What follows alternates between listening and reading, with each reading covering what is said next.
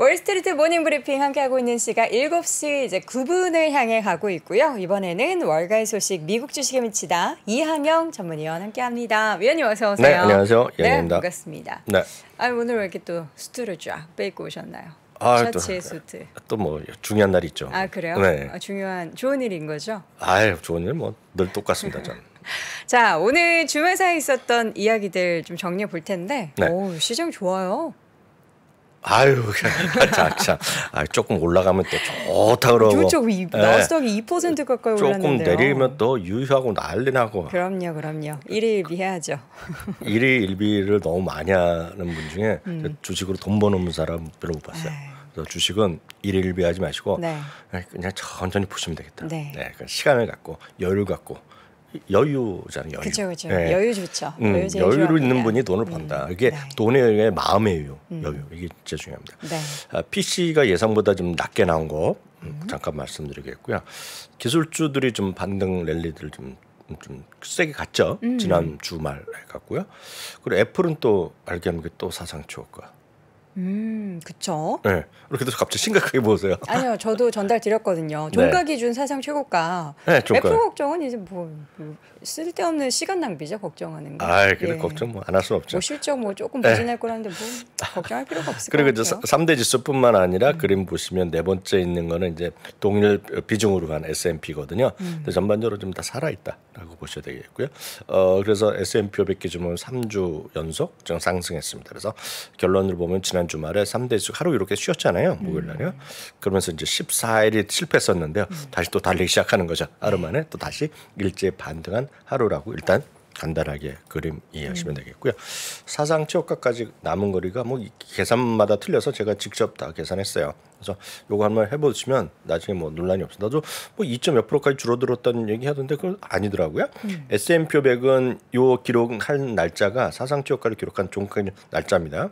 2022년 1월, 다우가 1월 4일, 나스닥 100과 나스닥은 약간 다르잖아요. 네. 나스닥 100은 1등부터 100등 쉽게, 나스닥은 전체 시장 전체. 각각 2021년 11월 19일 날 했었고요.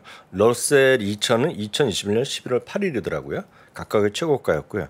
이건 7월 28일이었기 때문에 각각 4.5, 3.6, 5%가 남아있다.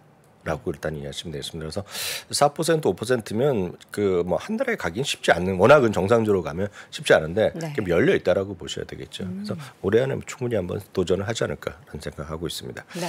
그 PC 관련해서는 그 지난주 말에 PC가 있었고 미시간 대학의 학정 지령이 나왔었거든요. 거기에다 우리 미국 주식 MC다 카페 MK로님이 해준 걸 보면 자세히 나와 있으니까. 이분은 열심 멤버시네요.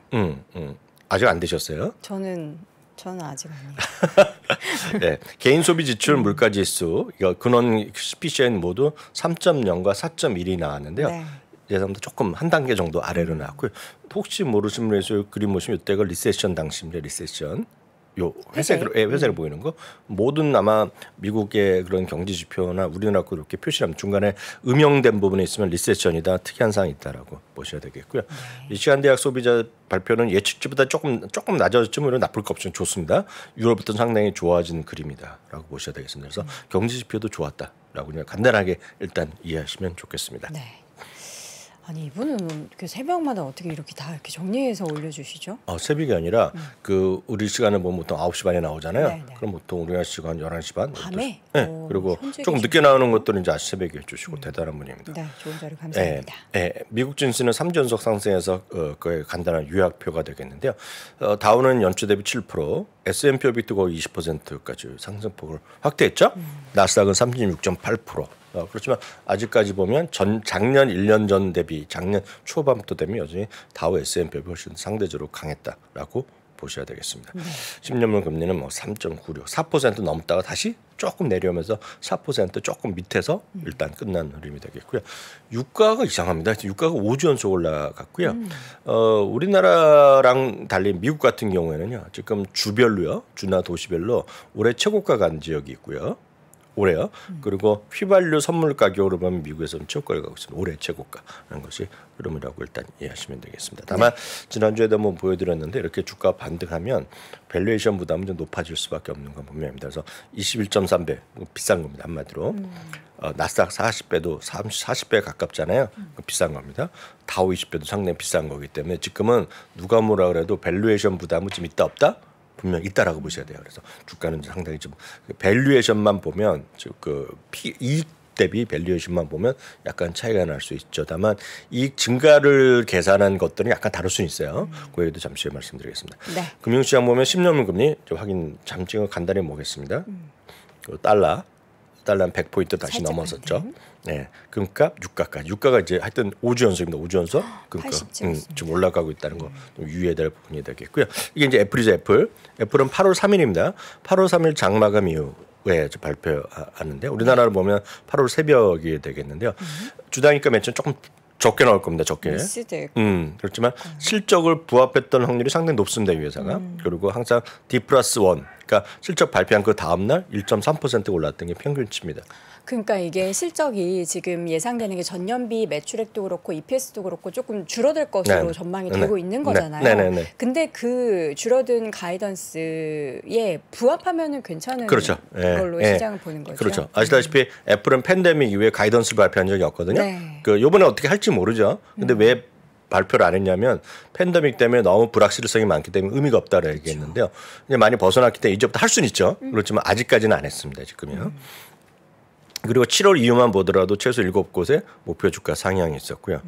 이거는 저는 이거 관심 갖고 보셔야 된다고 보고 있어요. 이제 웃자고 하는 얘기가 아니라 벅스에스웨이는 금융주를 다 많이 갖고 있고요. 금융주 플러스 애플하면 한 70% 정도 되거든요. 이거 그냥 워렌 버핏을 존경할 뿐만 아니라 워렌 버핏이 뭐 샀다 이런 거 관심보다는 그런 관심을 갖기 전에 벅스에스 주식을 한 주 갖고 가보는 것이 같아요. 아니 저는 버크셔 해서웨이가 ETF 같아서 사실 좋아했죠. 왜냐하면 기술주도 가지고 있고 성장주도 가지고 있고 이제 뭐 가치주도 가지고 있고 하니까 그래서 뭐 포트폴리오 원하시면 따라오세요. 네, 그 지난 한 주간에 좀 강했던 주식 몇 가지는 살펴보겠습니다. 그래서 섹터별로 보면 한 서너 개 섹터가 좀 떨어졌고 7개 정도가 올라갔는데요. 그래서 커뮤니케이션 서비스는 2개가 다 올랐죠. 2개가 메타와 알파벳이 각각 10%씩 올라가는 그런 모습입니다. 그래서 메타 플랫폼스는 엄청나게 올라갔고 알파벳도 드디어 이제 52주 최고가에 부합하죠. 다만 알파벳은요. 이게 제가 한 보름 전에도 말씀드렸잖아요. 그 여러분들 보시는 그 HTS에서 웬만한 데 나올 겁니다 지금요. 모닝스타. 네, 모닝스타의 기준인데 이게 누가 특정 증권사가 하는 게 아니라 모닝스타의 적정 주가를 찍은 건데 적정 주가의 의미는 여러 번 말씀드렸습니다. 그냥 공시지가 정도라고 생각하시면 이해도가 좀 높습니다. 그러면 지금 아래 있네요. 네, 빅테크 중에서 아래 있는 거 유일합니다 지금요. 알파벳이 작년 12월에는 요게 12월이잖아요. 2026년에는요. 여러분들이 아시는 빅테크들이 다 아래 있었습니다. 테슬라도 아래 있었고요. 네, 엔비디아도 아래 있었어요. 그래서 지금 다 올라갔거든요. 그래서 지금 이게 유일합니다. 지금 이게. 네. 지금 알파벳은 괜찮다라는 부분. 더 이상 길게 더 이상 얘기할 필요가 없겠고요. 인터퍼블릭 그룹은 우리나라 같은 제일기획 같은 경우인데 이게 이제 지난번에 이날도 보여드렸잖아요. 실적 발표 나서 가이던스를 낮췄거든요. 훅 떨어졌는데 또 회복세를 보이고 있습니다. 그러네요. 테크 주식 중에서는 지난주에는 엔비디아도 엔비디아지만 반도체 장비주들이 난리 났잖아요.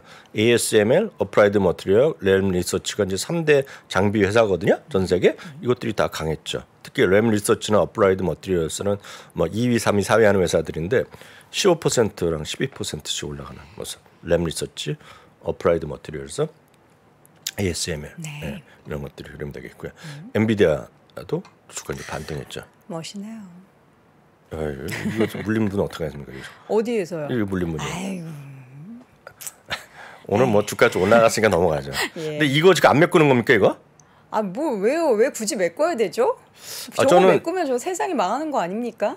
모르죠. 근데 저는 주식은 항상 메꾸는 것들이 많이 있었기 때문에 물론 이게 우리 또 위원님 기술적 그런 거 안 보시잖아요. 안 보지만 장기적으로 보면 주가는 위 아래가 항상 있다는 거죠. 그러면 한 100년 뒤에 메꾸라고 합시다. 어떨까요? 그 말은 녹음해 두시고 저는 그런 말 안 합니다. 네. 산업재가 지난주에 약간 그 전주엔 쉬었었는데 지난주에 산업재가 다시 상당히 좀 선방하는 모습을 보여줬고 그 선봉에는 보잉이 있었죠. 보잉이 하루에 10% 가까이 9% 올라갔고 그 다음날 이틀 올라갔고 12% 올라가면서 진짜 모처럼입니다. 산업재 중에서 주간 단위 이렇게 탑 2에 올라간 건 거의 처음이라고 좀 최근 들어서 거의 처음인 것 같아요. 그리고 펜테어 같은 경우에는 공조기계 쪽이거든요. 네. 그리고 페이컴은 그 급여 관리, 급여하는 거 그런 거 도와주는 소프트웨어. 뭐 이런 거. 네, 그런 거죠. 급여 계산해주고 이런 거 인사 관리 그런 그 회사에서 쓰는 소프트웨어라고 보시면 되겠습니다. 보잉이죠. 보잉은 진짜 지루했던 주가 움직임에서 벗어났네요. 아, 근데 이거 고점이 여기가 있어요. 여기 500달러도 500달러. 아. 이렇게 차트 보면 이렇게 내려가는 네, 이거 보면 많이 올라간 것 같지만 이거 500달러예요. 저는 엄청 벌었죠. 아주 한참 오래 벌었지만 그래도 저는 500달러에도 안 팔았던 사람이거든요. 네. 팔 마음도 없죠. 근데 하여튼 그 지난 주말에 참 주말 그 라이브 플러스 월간 미주미 할 때 흑자 전환이 기대되는 기업들 쭉 한 적이 있거든요. 거기에도 보잉이 들어가 있습니다. 그래서 보잉이 그래서 혹시 못 보신 분들은 제가 봤을 때 노력을 많이 작업 시간 엄청 걸었던 그 강의 내용이거든요. 네. 한번 찾아서 보시면 좋을 것 같고요. 네. 펜테어 있겠고요. 페이컴 소프트웨어가 아까 말씀드렸던 그런 회사가 되겠습니다.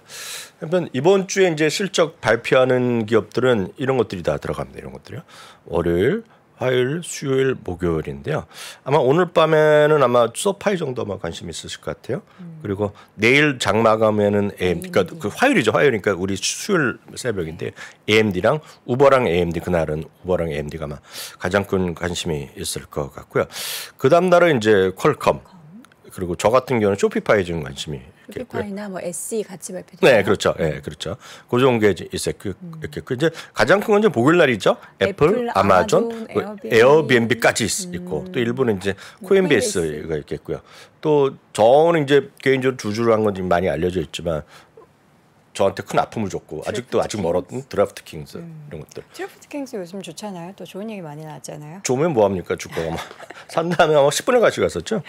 이거 드래프트 킹스 같은 게 있다. 그래서 이번 주에는 결론은 화요일과 목요일, 그러니까 한국 시간도 보면 수요일 새벽과 금요일 새벽. 네, 그 정도가 아마 이슈가 될 것 같아요. 다른 것들은 크게 뭐 관심 있는 것들이 별로 상대적으로 적지 않을까라는 생각을 갖고 있습니다. 네. 이제 늘 말씀드리지만. 미국 주식이 한국 주식보다 약간 최소한 편할 수 있는 것은 숫자가 명확히 떨어지거든요. 네, 그걸 여러 번 말씀드렸어요. 저는 미국 주식이 더 좋다, 한국 주식이 좋다 이런 얘기는 감히 안 합니다. 네. 네, 다 각자에 맞는 게 있고 어느 하나가 무조건 좋을 수는 없죠. 왜냐하면 그거는 다 분산 투자하면 된다라고 보고 있고 나는 한국 주식 돈 잘 번다면 한국 주식만 하시면 되고 뭐 분산 투자 웬만하면 맞죠. 어떤 분은 또 미국 주식 맞는 분도 있는데 다 성향이 다르기 때문에 저는 누가 절대선이란 건 개인적으로 말도 안 되는 얘기라고 보고 있는데 다만 미국 주식이 한국 주식보다 훨씬 통계가 많이 있고 찾아보면 있다 없다 찾아보면 다 있다는 겁니다. 네. 정확히 이제 그 얘기를 좀 하기 위해서 말씀드렸는데요. 지난 주말까지요. S&P 500 기업 중에 51% 기업이 실적을 발표했어요. 절반이 했는데요. 80% 기업이 기대 이상의 이익을 발표했어요. 5년 평균이 77%, 10년 평균이 73%를 넘어섰어요. 넘어섰으나 워낙 눈높이가 낮아지기 때문에 넘어섰다고 보고 있고요. 평균 상회율, 그러니까 100이 예상됐는데 105.9가 났다는 겁니다. 이게 좋으냐 나쁘냐? 아, 이거 좀 떨어졌네요. 떨어졌죠. 우리나라 이런 거 본 적도 없죠. 방송 꽤 하셨잖아요. 없어요 저런. 네, 요즘 매일 장마감을 하시잖아요. 코스피 200 기업들에 대한 데이터들은 나오기도 합니다. 근데 200개도 다 안 나옵니다. 200개가 다 안 나오는데 어찌 됐건 나온다고 치더라도 이게 없잖아요. 5년 평균이 몇 %인지 10년 평균이 어떤 게 없잖아요. 근데 이거 다 있어요. 그러면 기업마다 다 있을 거 아닙니까? 기업마다. 그러니까 궁금하잖아요. 이번 주에 발표된 한 100여 개 또 7, 80개 있는데 과거의 성적표 궁금하지 않으세요? 궁금해요. 성적표를 갖고 왔습니다, 제가. 그래서 이거를 제가 한 게 아니라 비스포크란 리서치 회사에서 이번 주에 실적 발표한 기업들의 과거 성적표를 다 딱 줄을 세웠어요. 네. 딱 이겁니다. 잘 안 보이는데 설명 좀 부탁드립니다. 잘 안 보이기 때문에 제가 또 오늘 주말에 일을 좀 했다니까요. 조금만 기다리세요. 주당 이익, 요거는 주당 이익입니다. 주당 이익. 잘 안 보입니다. 조금만 기다려주세요. 매출액 컨센서스 요거 두 번째는 매출액인데 매출액. 두 번째 라인에. 네. 세 번째는 디데이인데요. 디데이라는 거 더 쉽게 하면 D+1이라고 보시면 맞는데요. 실적 발표. 아침에 발표한 것은 그날. 저녁 때 밤에. 네. 그리고 밤에 발표한 거는 그 다음 날 하루. 그러니까 D-Day의 주가 상승률입니다. 이게 전 종목인데요. 잘 안 보이시잖아요. 이거를 뭐 캡처해 둘 수도 있지만 그래서 제가 이거를 정리해 주셨죠? 다 캡처를 해갖고 모아갖고 엑셀을 만들었어요. 엑셀을 만들었습니다. 그래서 여기 카페 오셔갖고 여기 이번 주 실적 발표 가성지표를 엑셀로 제가 해갖고 올려놨기 때문에 여러분들께서 보시면 되겠습니다. 이걸 보면서 뭐 어떤 거를 우리가 캐치하면 되는 거예요? 몇 개를 또 뽑아봤죠. 여기 보시면 아까 보시면 여태까지 발표할 때마다 100% 부합한 놈들이 있습니다. 딱 한 명 있으면 한 명. 어떤 기업이에요? 허브스팟이죠.